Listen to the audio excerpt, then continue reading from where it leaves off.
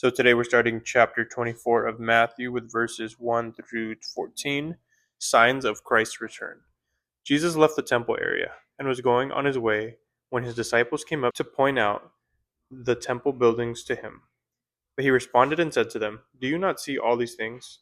Truly I say to you, not one stone here will be left upon another, which will not be torn down." And as he was sitting on the Mount of Olives, the disciples came to him privately, saying, "Tell us, when will these things happen?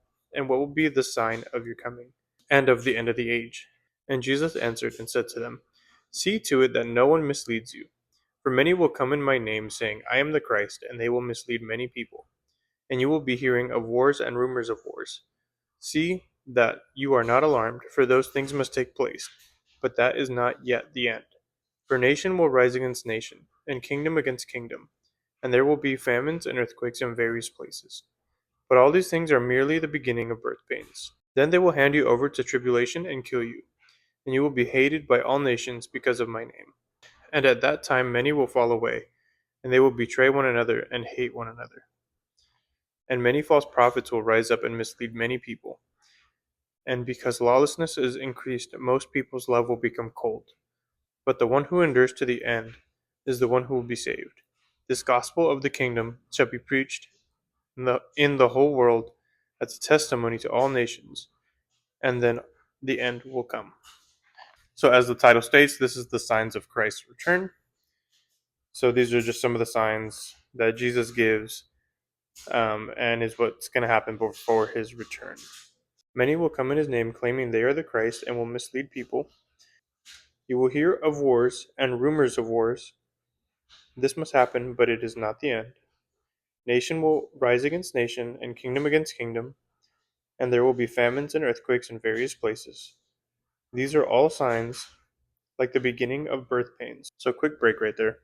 As you know, the beginning of labor pains shows of what's coming, which would have been labor in that sense, right?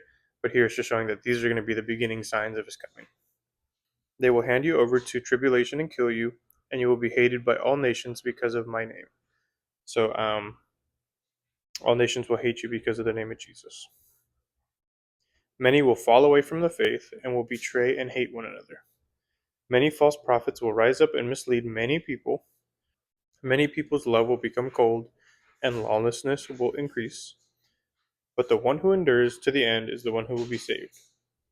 And this gospel will be preached to all nations as a testimony to them, and then the end will come. So you might be a little afraid right now, depending on where you are in your walk. And you might be asking yourself, well, how can I be prepared for this?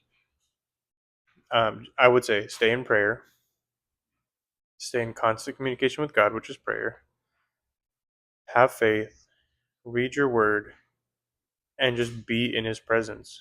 He protects you. So I wouldn't be afraid. After all, he does say, do not be afraid.